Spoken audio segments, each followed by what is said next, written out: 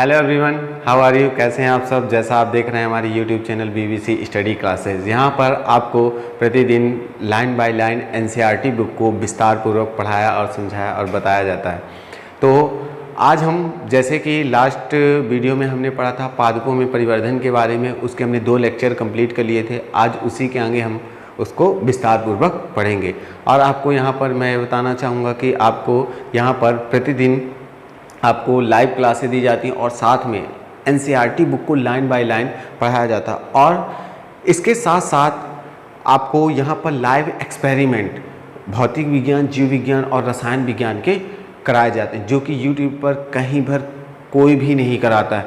तो यहाँ पर अगर अभी तक आप लोगों ने हमारे यूट्यूब चैनल को सब्सक्राइब नहीं किया तो चैनल को सब्सक्राइब कर लें और बेल आइकन का बटन ज़रूर दबा लें, जिससे कि जैसे भी कोई भी हम लाइव क्लासेस करते हैं या वीडियो अपलोड करते हैं तो उसका नोटिफिकेशन आपको अवश्य मिल जाए। तो आइए स्टार्ट करते हैं और देखते हैं कि अभी तक हमने क्या क्या पढ़ा था और उसके बारे में समझते हैं। तो जैसे यहाँ पर आप लोगों ने पादपों में अंकुरण के बारे में पढ़ा था, उसके वृद्धि के बारे में पढ़ लिया था, हमने वृद्धि की चर्चा कर ली थी। पादप वृद्धि अपरिमिति के बारे में हमने चर्चा की थी। वृद्धि माप योग और वृद्धि चरण कितने भागों में होता है, इसके बारे में चर्चा कर ली थी। कितने प्रकार से अंकगणितीय वृद्धि होती है, ज्यामितीय वृद्धि होती है, यहाँ पर हमने इनकी चर्चाएं की थी। और साथ में यहाँ पर आपने उसके मापक यंत्रों के बारे में भी पढ़ा था और किस प्रकार से वृद्धि के लिए कौन कौन सी कारक आवश्यक होते हैं, कौन कौन से प्रभावित करने वाले कारक होते हैं। तो इनके कारकों के बारे में हमने पढ़ा था। ताप, दाब, प्रकाश, सांद्रताएँ, ये सब हमने पढ़ी थी। और विभेदन, निर्विभेदन तथा पुनर्विभेदन के बारे में हमने पढ़ा था कि विभेदन क्या कहलाता है, आपका निर्विभेदन क्या कहलाता है, पुनर्विभेदन क्या कहलाता है। तो अगर अभी तक आप लोगों ने इन सभी चैप्टर के एक्सप्लेनेशन नहीं देखी है तो आप डिस्क्रिप्शन बॉक्स में इसकी लिंक पड़ी हुई है, वहाँ से आप इसको विस्तार पूर्वक देख सकते हैं। या फिर हमारी यूट्यूब चैनल की playlist class 11 NCERT books explanation, वहाँ पर पूरी चैप्टर्स के एक्सप्लेनेशन दिए हुए हैं, वहाँ से आप देख करके अपना एक्सप्लेनेशन देख सकते हैं और बेहतर तरीके से आप अपने कंपटीशन एग्ज़ामों को कैरी कर सकते हैं, पा सकते हैं और उसमें सफल हो सकते हैं। ये हमने पढ़ लिया था। और साथ साथ में हमने अलग अलग भागों के बारे में पढ़ा था और पादप वृद्धि नियामकों के बारे में पढ़ा था, खोजकर्ताओं के बारे में पढ़ा था। जैसे हमने 5 कारक पढ़े थे, जो 5 आंतरिक कारक होते हैं जो पादपों में वृद्धि के लिए क्या होते हैं, आपके बहुत उत्तरदायी होते हैं। जैसे हमने हार्मोन्स के बारे में पढ़ा था। हार्मोन शब्द का प्रयोग आपके किसने किया था, स्टार्लिंग ने किया था, तथा इसको सबसे पहले खोजा किसने था, किसने एक्सप्लेनेशन दिया था, चार्ल्स डार्विन तथा फ्रांसीसी डार्विन, जो कि डार्विन के पुत्र थे। उसके बारे में हमने यहाँ विस्तार पूर्वक चर्चा कर रखी है। आज हमको यहाँ पर पढ़ना है ऑक्सीन हार्मोन्स के बारे में। किसके बारे में? ऑक्सीन हार्मोन्स के बारे में। और इसके बारे में चर्चा करनी है कि ये किस प्रकार से कार्य करता है और ये कितने प्रकार से पौधों के वृद्धि विकास में मदद करता है। तो ऑक्सीन हार्मोन्स एक वृद्धि नियामक हार्मोन्स कहलाता है। क्या कहलाता है? जिसे हम फाइटोक्रोम्स भी कहते हैं। और तो समझते हैं यहाँ पर, जैसे ग्रीक शब्द ऑक्सीन के बारे में हम पढ़ रहे हैं। किसके बारे में? ऑक्सीन। ग्रीक शब्द ऑक्सेन का अर्थ होता है बढ़ाना। सर्वप्रथम मनुष्य के मूत्र से निकाला गया था। अर्थात जो आपका ध्यान रखिएगा, जो आपका ऑक्सीन हार्मोन्स है, इसको सबसे पहले अगर देखा जाए तो सबसे पहले आपके एक्सप्लेन किसने किया था? आपके डार्विन ने किया था। किसने किया था? डार्विन ने किया था। और उसके बाद में आपके वांट, जैसे हमने यहाँ पर पढ़ा था, डब्ल्यू वेंट ने किया था। किसने किया था? आपके डब्ल्यू वेंट ने इसका विस्तार पूर्वक अध्ययन किया था। और सबसे पहले आपके किसने किया था? ध्यान रखिएगा, डार्विन ने किया था। और उसके बाद किसने किया था? आपके विस्तृत अध्ययन डब्ल्यू वेंट ने किया था। और आगे समझते हैं इसमें और क्या दिया है। सर्वप्रथम मनुष्य के मूत्र से निकाला गया था। शब्द ऑक्सीन इंडोल एसिटिक अम्ल IAA तथा अन्य प्राकृतिक एवं कृत्रिम यौगिक जिसमें वृद्धि करने की क्षमता हो के लिए प्रयोग किया जाता है। ये प्रह तने एवं मूल के बढ़ते हुए शिखर पर बनते हैं, वहाँ से क्रियाशीलता वाले भाग में जाता है। ऑक्सीन जैसे IAA एवं इंडोल ब्यूटेरिक अम्ल IBA पौधे में निकाला गया है, अर्थात ये कृत्रिम रूप से संश्लेषित करके बनाए गए हैं। तो ध्यान रखिएगा। NAA नेप्थलीन एसिटिक अम्ल तथा 2,4-D आपका 2,4-डाइक्लोरोफिनॉक्सी एसिटिक अम्ल कृत्रिम ऑक्सीन हैं। ऑक्सीन के उपयोग का एक बृहद दायरा है, ये बहुत क्षेत्र में किया जाता है। जैसे आपके बीज रहित फलों को बनाने के लिए इसका उपयोग किया जाता है, पार्थिनोकार्पी जिसे हम बोलते हैं। और साथ साथ में पार्श्व कलिकाओं की वृद्धि के लिए, पार्श्व पुष्पों के झड़ने, फलों को झड़ने से रोकने के लिए भी इनका उपयोग किया जाता है। और आगे समझते हैं यहाँ पे दायरा और बागवानी एवं खेती में प्रयोग किए गए हैं। ये तने की कटिंग, कलमों में जड़ फूटने, जैसे हम कोई भी कटिंग लगाते हैं, कलम लगाते हैं, तो ये पार्श्व जड़ियों को विकसित करने के लिए इसका बहुत अधिक मात्रा में उत्पाद होता है, जिसके कारण से जड़ें क्या होती हैं, बहुत तीव्र गति से वृद्धि करती हैं और प्लांट हमारा आसानी से क्या हो जाता है, लग जाता है।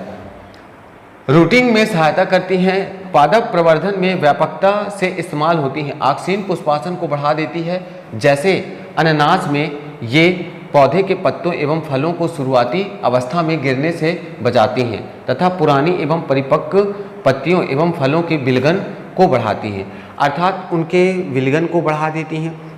ऑक्सीन हार्मोन वृद्धावस्था, जरावस्था को कम कर देता है, उसको बूढ़े होने से रोकता है, उसकी लंबी आयु को बनाए रखने का कार्य करता है, फूलों पत्तियों को झड़ने से रोकने का कार्य करता है, विलगन को बढ़ा देता है, उच्च पादपों में वृद्धि करती अग्रस्त कलिका, पार्श्व कलिकाओं की वृद्धि को अवरोधित कर देता है, जिससे शिखाग्र प्रधानता कहते हैं। जैसे कोई भी पौधा है आपको बहुत अक्ष में लंबाई करता चला जा रहा है, तो उसके अग्रभाग में ये क्या कर देता है, उसकी वृद्धि को रोक देता है, इस जिसे हम क्या कहते हैं, शिखाग्र प्रधानता। तो उसे कट कर दिया जाए, कट कर दिया जाए तो पार्श्व कलिकाएं क्या होने लगती हैं, आपकी वृद्धि करने लगती हैं और बहुत तीव्र गति से उनमें पार्श्व शाखाएं विकसित होती हैं। और यहाँ पर देखते हैं प्ररोह सिरों को हटाने, छिरा विच्छेदन, जैसे हमने बताया आपका कि उसको काट करके क्या कर दिया जाता है, आपका अलग कर दिया जाता है, वो क्या कहलाता है, आपका सिरा विच्छेदन कहलाता है। जैसे यहाँ पर आपका ये दिया हुआ है, सिरा विच्छेदन किया गया तो उसमें पार्श्व कलिकाएं क्या होने लगी, विकसित होने लगी और वो और तीव्र गति से क्या होने लगा, ग्रोथ करने लगा। और देखते हैं यहाँ पे जैसे क्या दिया गया है, ये पार्श्व कलिकाओं की वृद्धि की होती है। देखें, यह बात व्यापक रूप से चाय रोपण व बाड़ बनाने में लागू होती है। क्या आप बता सकते हैं? इसके साथ ही ऑक्सीन अनिषेक फलन को प्रेरित करता है। अनिषेक फलन मतलब बीज रहित फलों को बनाने के लिए इसका उपयोग किया जाता है। टमाटर में इन्हें व्यापक रूप से शाकनाशी के रूप में भी किया जाता है। आपने देखा होगा धान के पौधों में जब द्विबीजपत्री युक्त पौधे होते हैं, उनको नष्ट करने के लिए इनका उपयोग किया जाता है, अर्थात शाकनाशी के रूप में भी इसका उपयोग किया जाता है।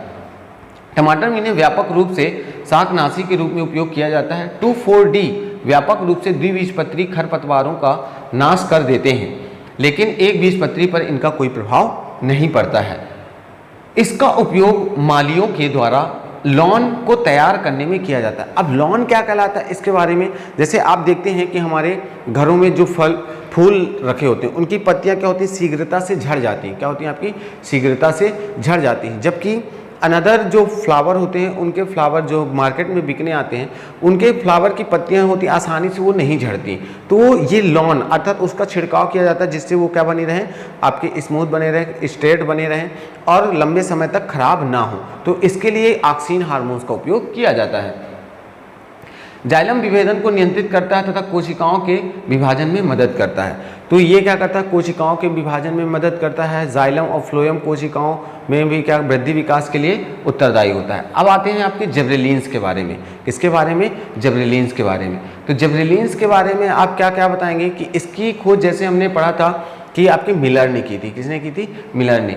तो इसके बारे में समझते हैं, यह कि पौधे के अक्ष पर लंबाई में क्या करता है, अक्ष की लंबाई को क्या करता है, बढ़ाने का कार्य करता है। यह आपके जिब्रेला नामक कवक से, किसके कवक से, आपके जिब्रेला नामक कवक से खोजी गई थी। और साथ में इसकी खोज आपके जैसे मिलर ने हमने पढ़ा विस्तृत अध्ययन किया था। इसके पहले आपके जापानी वैज्ञानिक कुरोसावा ने, किसने, आपके कुरोसावा ने इसकी विस्तृत जानकारी दी और इसका विस्तृत अध्ययन किया।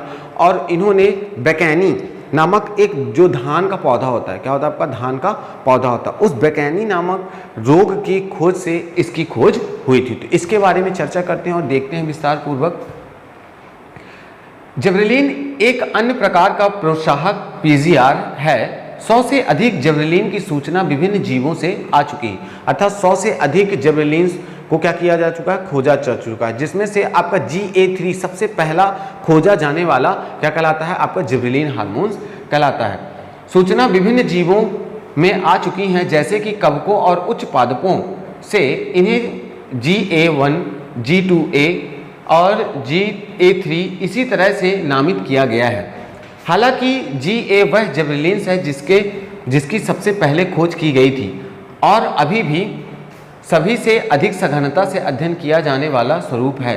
सभी GAS अम्लीय होते हैं। ये किस प्रकृति के होते हैं, आपके अम्लीय प्रवृत्ति के होते हैं।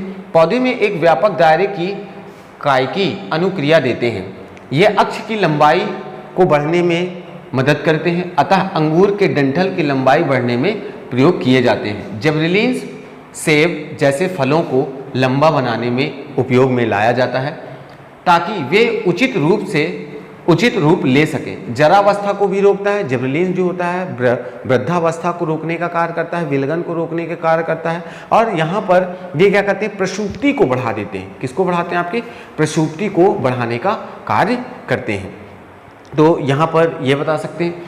और फलों तथा फल पेड़ पर अधिक समय तक लगे रह सके और बाजार में मिल सके। GA3 को अशाव शराब उद्योग में मॉल्टिंग की गति बढ़ाने के लिए उपयोग में लाया जाता है। गन्ने के तने में कार्बोहाइड्रेट चीनी या शर्करा के रूप में एकत्र रहता है।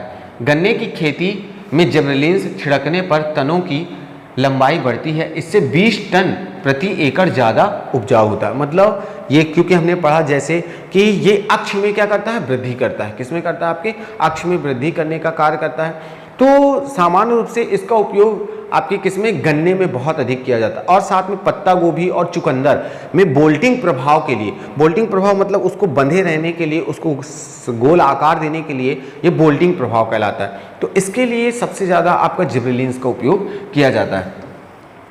तो ये बहुत ही इंपॉर्टेंट लाइन्स है, ध्यान रखिएगा।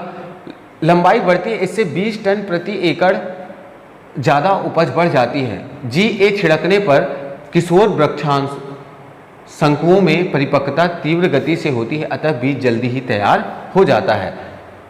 जिबरेलिन चुकंदर गोभी, पत्ता गोभी एवं अन्य रोजेटी स्वभाव वाले पौधों में पुष्पासन के लिए तथा बोल्टिंग प्रभाव को दर्शाने के लिए उत्तरदायी होते हैं। इसी प्रकार दिया है आपका साइटोकाइनेंस दिया गया है।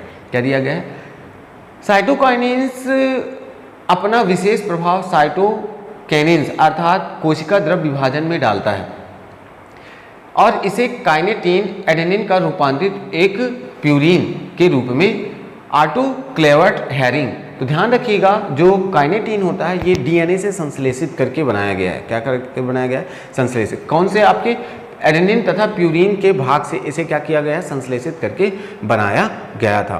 तो जिसे आपके क्या नाम दिया गया था, ध्यान रखिएगा, काइनेटीन दिया गया था। जैसे आपने अभी ऊपर यहाँ पर पढ़ा था कि जैसे आपके SF स्कूप तथा उनके सहकर्मियों ने तंबाकू से इसे एंडोल में ऑक्सीन के रूप में किया था, जबकि दूध DNA पूरक के रूप में मिलर तथा एट ऑल इसे साइटोकाइनेसिस, जबकि उन्होंने क्या नाम दिया था, इसे काइनेटीन नाम दिया था। अब ये पादपों में प्राकृतिक रूप से क्या होता है, नहीं पाया जाता है। जो आपका साइटोकाइनेसिस होता है वो प्रकृति में, पौधों में मुख्य रूप से प्राकृतिक रूप से नहीं पाया जाता है। साइटोकाइनिन जैसे पदार्थों की खोज के क्रम में मक्का की अष्ठीय तथा नारियल दूध से निकाला गया था, जिसमें जियाटीन अलग किया जा सकता है। जियाटीन की खोज के बाद अनेकों प्राकृतिक रूप से प्राप्त साइटोकाइनिन्स तथा कोशिकीय विभाजन पुरुषाहक पहचाने गए। प्राकृतिक साइटोकाइनिन्स उन क्षेत्रों में संश्लेषित होता है जहां तीव्र कोशिका विभाजन होता है। तो ये ध्यान रखिएगा, जो आपका साइटोकाइनेंस होता है वो मुख्य रूप से कहाँ पर संश्लेषित होता है, जहाँ पर बहुत अधिक कोशिका विभाजन होता है। अब कोशिका विभाजन सबसे ज़्यादा कहाँ पे होता है, तो क्या बताएंगे, आपके मूलाग्र शिखाग्र पर और आपके तने के शिखाग्र पर। तो प्रांकुर, जैसे आपका मूल शिखाग्र विकासशील प्ररोह कलिकाएं तथा तरुण फल आदि, यह नई पत्तियों में हरित लवक, पार्श्व प्ररोह वृद्धि तथा अपस्थानिक प्ररोह संरचना में मदद करता है। साइटोकाइनिन शिखाग्र प्रधानता से छुटकारा दिलाता है। वे पोषकों के संचरण को बढ़ावा देते हैं, जिससे पत्तियों की जरावस्था को देरी करने में मदद मिलती है। अर्थात ये भी क्या करता है, जरावस्था को कम करने का कार्य करता है। अर्थात आपके जो ये बता सकते हैं कि ये क्या करता है, वृद्धावस्था को लाने में क्या करता है, उसकी आयु को बढ़ाने का कार्य करता है, वृद्धावस्था को घटाने का कार्य करता है, जिससे फल, पत्तियां, फूल अधिक लंबे समय तक क्या होते हैं, लगे रहते हैं। ऐसे आपका एथिलीन, एथिलीन क्या है, आपका एक गैस है। ये कैसा है, आपका गैसीय हार्मोन्स है जो फलों को पकाने के लिए बहुत ही उत्तरदायी होता है, जिसका सूत्र क्या होता है, C2H4 होता है। एथिलीन एक साधारण गैसीय PGR है। यह जरावस्था को प्राप्त होते ऊतकों तथा पके हुए फलों के द्वारा भारी मात्रा में संश्लेषित की जाती है। एथिलीन पौधों की अनुप्रस्थ क्षैतिज वृद्धि, अच्छों में फुलाव एवं द्विबीजपत्री नवोद्भिद में अंकुश संरचना को प्रभावित करती है। एथिलीन जरावस्था एवं विलगन को मुख्यतः पत्तियों एवं फूलों में बढ़ा देती है। यह फलों को पकाने में बहुत प्रभावी होता है। फलों के पकने के दौरान यह श्वसन की गति की वृद्धि करता है। श्वसन वृद्धि में गति की इस बढ़त को क्लाइमेटिक्स श्वसन भी कहते हैं। अर्थात ये श्वसन की दर को भी क्या करता है, पादपों में श्वसन की दर को बढ़ाने का कार्य करता है, जिसे क्या कहा जाता है, आपका क्लाइमेटिक्स कहा जाता है। क्या कहा जाता है, आपका क्लाइमेटिक्स कहा जाता है। और आगे समझते हैं। एथिलीन बीज तथा कलिका प्रसूप्ति को तोड़ देती है। अर्थात ये प्रसूप्ति को घटाने का कार्य करती है, अर्थात उनके अंकुरण में मदद करती है, बीजों को बहुत जल्दी प्रांकुरित करती है। मूंगफली के बीज में अंकुरण को शुरू करती है तथा आलू के कंदों को अंकुरित करती है। एथिलीन गहरे पानी के धान के पौधों में पर्णवृंत को तीव्र दीर्घीकरण के लिए प्रोत्साहित करता है। यह पत्तियों तथा प्ररों के ऊपरी भाग को पानी से ऊपर रखने में मदद करता है। इसके साथ ही एथिलीन मूल वृद्धि तथा मूल रोमों को प्रोत्साहित करती है, अतः पौधे को अधिक अवशोषण क्षेत्र प्रदान करने में मदद करती है। एथिलीन अनानास को फूलने तथा फल समकलिता में सहायता करता है। इसके साथ ही आम को पुष्पित होने में प्रेरित करता है। एथिलीन अनेक कारकी क्रियाओं को नियमित करता है, अतः यह कृषि में सर्वाधिक इस्तेमाल होने वाली PGR है। सर्वाधिक व्यापक तौर पर इस्तेमाल होने वाला यौगिक एथिफॉन है। एथिफॉन जलीय घोल में आसानी से अवशोषित हो जाता है तथा पौधों के अंतर्गत संचरित होता है तथा धीरे धीरे एथिलीन मुक्त करता है। एथिफॉन टमाटर एवं सेब के फलों के पकाने की गति को बढ़ा देता है तथा फूलों एवं फलों में विलगन को तीव्रता प्रदान करता है। कपास, चेरी तथा अखरोट में विरलन या खीरों में मादा पुष्प को बढ़ाने का कार्य करता है। तो ध्यान रखिए, ये लाइन बहुत इंपॉर्टेंट है। खीरों में मादा पुष्पों को बढ़ाने का कार्य कौन करती है, एथिलीन गैस खीरों में मादा पुष्पों को बढ़ाने का कार्य करती है। तो ध्यान रखिएगा, जिससे फसल की पैदावार में वृद्धि होती है। ऐसे आपका क्या दिया गया है, एब्सिसिक एसिड दिया गया, ABA। ये आपका एक संदामक हार्मोन्स कहलाता है। क्या कहलाता है, संदामक हार्मोन्स। तो समझिएगा इसके बारे में। जैसे कि पहले बताया जा चुका है कि एब्सिसिक अम्ल की खोज विलगन एवं प्रसूति को नियमित करने में उसकी भूमिका के लिए हुई थी, लेकिन अन्य दूसरे PGR की भांति यह भी पादप वृद्धि एवं परिवर्धन में व्यापक दायरे में प्रभाव डालता है। यह एक सामान्य पादप वृद्धि तथा पादप उपापचय के निरोधक का काम करता है। ABA बीज के अंकुरण को निरोध करता है। यह बाह्य त्वची पट्टिकाओं में रंध्रों के बंद होने को प्रोत्साहित करता है। ये क्या करता है, रंध्रों को खुलने तथा बंद होने में भी क्या करता है, आपका मदद। तो मुख्य रूप से एब्सिसिक अम्ल जो होता है वो रंध्रों को बंद करने में मदद करता है, और जो ऑक्जेलिक अम्ल होता है वो रंध्रों को खोलने में मदद करता है। पौधों को विभिन्न प्रकार के तनावों को सहने की क्षमता प्रदान करता है। इसी कारण से तनाव हार्मोन्स भी कहा जाता है। तो ध्यान रखिएगा, एब्सिसिक अम्ल को क्या कहा जाता है, तनाव हार्मोन्स के नाम से भी जाना जाता है। ABA बीज के विकास, परिपक्वता, प्रसूति आदि में महत्वपूर्ण भूमिका निभाता है। प्रसूति को प्रेरित करने के द्वारा ABA बीज को जल शुष्कासन तथा वृद्धि के लिए अन्य प्रतिकूल परिस्थितियां से बचाव देता है। बहुत सारी परिस्थितियों में ABA GS के लिए एक विरोधक की भूमिका निभाता है। हम संक्षेप में यह कह सकते हैं, जैसे यहाँ पर हम मार्कर ले लेते हैं और थोड़ा सा इसको समझते हैं।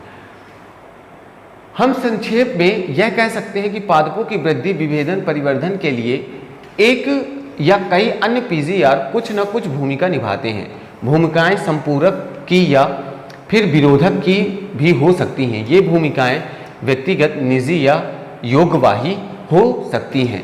इसी तरह पौधे के जीवन में कई घटनाएं हैं जहां एक से ज़्यादा पीजीआर मिलकर घटनाओं को प्रभावित करते हैं। उदाहरण के तौर पर बीज या कली का प्रसूतिकरण, विलगन, जरावस्था, शिखरण, प्रभुत्व आदि, इनमें क्या होते हैं, लगभग सभी हार्मोन्स कार्य करते हैं जो इनकी एक्टिविटी को क्या करते हैं, बढ़ाने का कार्य व घटाने का कार्य करते हैं।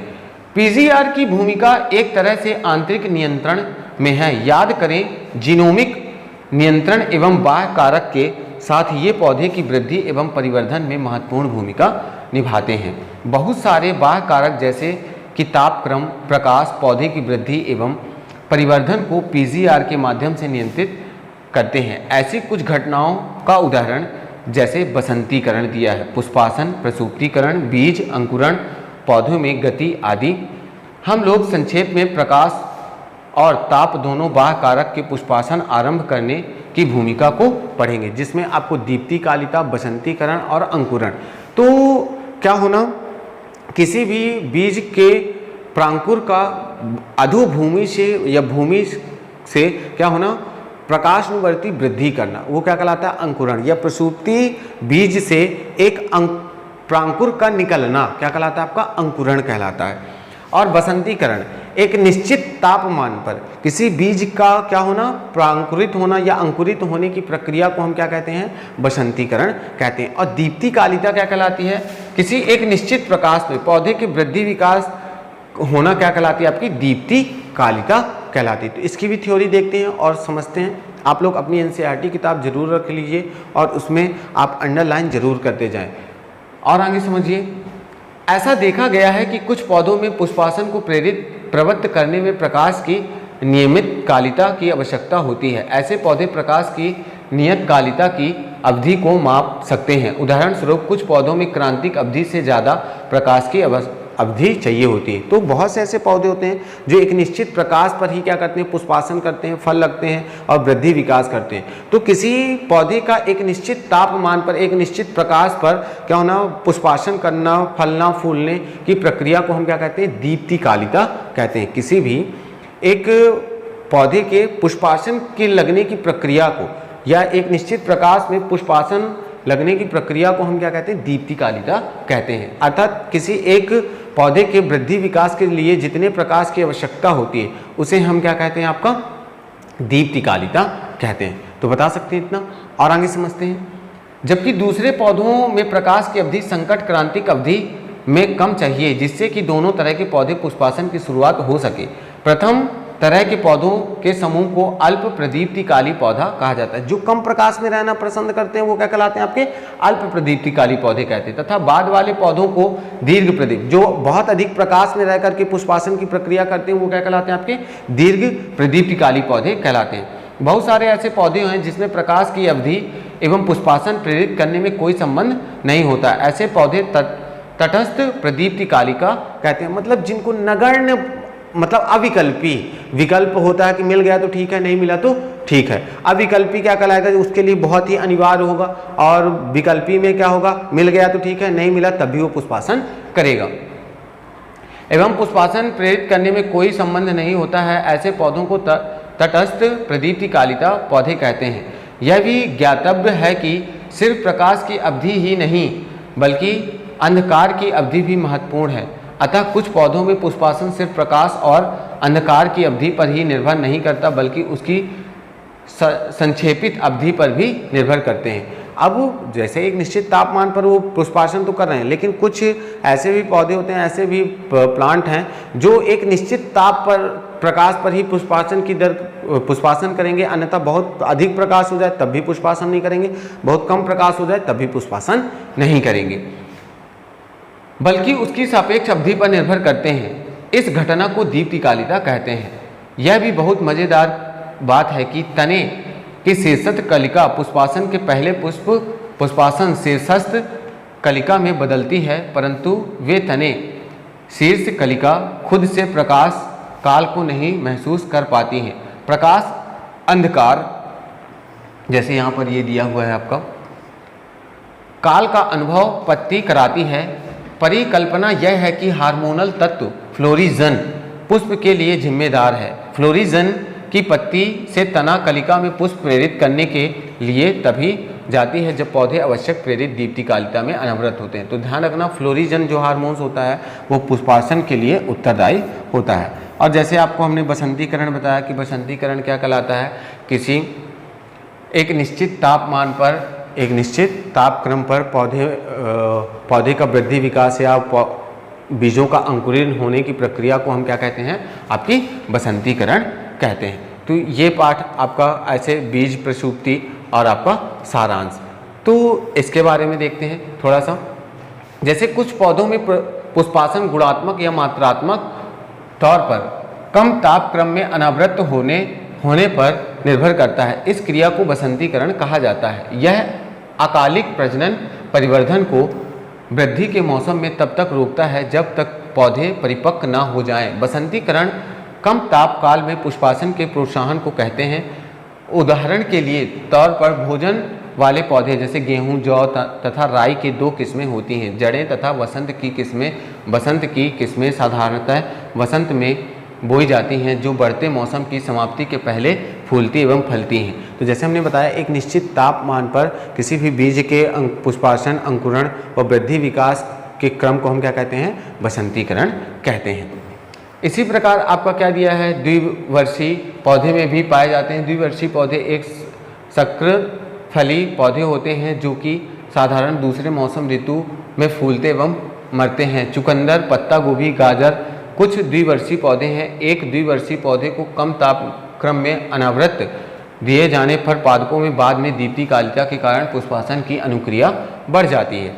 ऐसे बीज प्रसूप्ति क्या कहलाती है। कुछ बीज ऐसे भी होते हैं जो बाह्य परिस्थितियों के अनुकूलन होने पर भी अंकुरित नहीं हो पाते हैं, ऐसी प्रसूप्ति काल में होते हैं। तो ऐसे बीज जिनमें बाह्य वातावरण तो प्रॉपर है लेकिन उनको अंदर वातावरण प्रॉपर रूप से नहीं मिल पाता है, वो क्या कहलाती है, बीज प्रसूप्ति कहलाती। अर्थात अनुकूल वातावरण की स्थितियों पर भी बीजों का अंकुरण न होने की प्रक्रिया को हम क्या कहते हैं, बीज प्रसूप्ति कहते हैं। या बीजों के अंकुरण न होने की प्रक्रिया को हम क्या कहते हैं, बीज प्रसूप्ति कहा जाता है।